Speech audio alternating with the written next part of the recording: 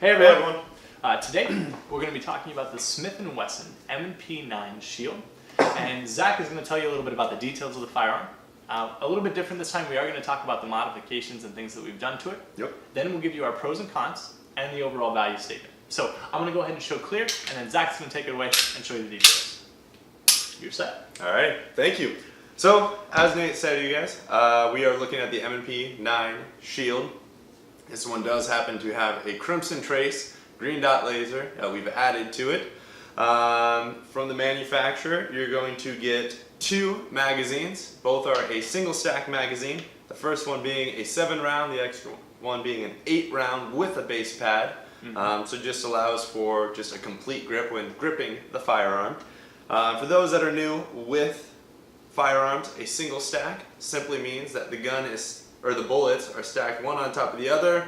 Typically means you get less rounds as far as what you are carrying versus a double stack, which Nate is holding up. And the rounds are stacked more side by side. Yep. Nice thing to single stack for this firearm just means it's very slim. It's California compliant since it's under 10 rounds. You don't end up getting the bulkiness that you can with double stack magazines. Right. So another thing from the manufacturer, it's a 3-inch barrel, so in my opinion poperfect for conceal carry. And then it weighs 597.2 grams. What? 1.3 pounds. Okay, there you go. Thank you. But Nate, you want to tell us a little bit about the modifications we've done to the gun? Absolutely. Okay, so the modifications, the 2 that we'll talk about is we did add rubberized talon grips. Yep. So the difference is there's rubberized and then there's granulated.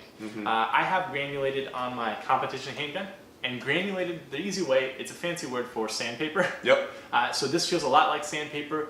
The grip is extremely good for if you're shooting competitions in the summer, things like that. Now for concealed carry, it doesn't make a lot of sense because A, I've scratched my car. If you lean this up or bump anything, you know, it's taking paint off. It's getting caught on. It snags your flannel. clothes. Yeah. So anyway, that's the difference between if you're looking at purchasing these yourself, that you see granulated or rubberized. Rubberized is much more of a more comfortable rubber texture, rubber feel. Yeah. It's not great if your hands are extremely sweaty. Yeah. So that's just something that you have to weigh or decide for yourself.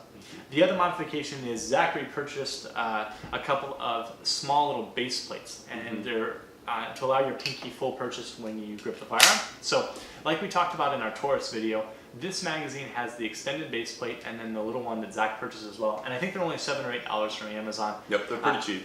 But that allows you, when you grip it with your right hand, to have your pinky to have full purchase. Whereas with the 7-round magazine, your pinky ends up hanging off the edge like we talked about last time. Yeah. That's not something that I don't necessarily need to save that extra ½ inch to conceal. Yeah. So for me, this just allows a much more full purchase and a more comfortable grip of the firearm. Yeah. So those are the modifications that we've done. Zach, tell us a little bit about the laser.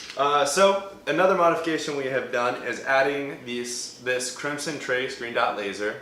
It's about $150-ish upgrade.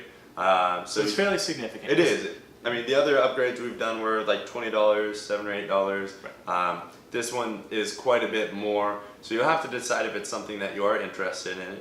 The reason we like it, or I personally like it, is the way that it's designed is when you grip the firearm, you end up engaging with the green dot. Yeah. Grip hand. And so, whereas a lot of them, whether it be a flashlight or other green dots I've seen, you have to engage up here with one of like your just grip fingers. Pointer fingers. Yeah, pointer fingers, sorry. But yeah, just ends up being a lot nicer because right when you draw, your hand engages that green dot. Yeah. It's great for dry fire practice. Yeah. At least in my opinion, because so you're drawing from the holster, you're bringing it up, and as soon as you point it out, as soon as you grip the firearm as you would, the laser's on. Yep. So you don't have to think about it. It's not something you have to finagle with or have a grip or a finger up here. You just simply grab it just like you normally would, aim, and it's ready to go. Yep. Which is also good for self-defense purposes, or in the instance that you do have to draw onto a target, is when adrenaline kicks in, you're not looking at your sights. We all know that, and so having a green dot, as long as you're pointing that green dot where you want to hit it, it's going there. So it's really easy to know where you're aiming. Yeah. So. Okay, so talk to me a little bit about what are some of the other pros. What do you like about it? Yeah. As a package. So we already talked about the Crimson Trace. That is a pro for me. I like that quite a bit. Another thing that I like, the mag release. It's really comfortable. I think it's metal. It's got a granulated texture, so it just makes for an easy grip with your thumb on it. For all those tactical magazine changes when you're in Yes. a concealed carry environment. That never happens, but it's still nice to have. I don't know, Yeah, personally, absolutely. I think it's a nice feature. I like now that we've added the rubberized grips to it. I think it's a much more comfortable grip than the grip you get from the manufacturer. That's true. But yeah, Nate, what about you? What are some pros? Okay, so definitely pros for me is I really like that the ease of takedown. Yeah. So a Glock style takedown is where you have to reach around the top of the slide, and then generally there's a tension or a couple of springs that you have to pull up on either side, and it's a multiple hand finagling. Anyway, this is as simple as you rack the slide, and then there's a lever here. You simply push it down. This is flush mounted, but once it's down, slide it forward, pull the trigger, and you've disassembled your firearm. So Pretty easy. extremely simple, and I do like that about it. Yeah. Zach, any other pros or anything for us?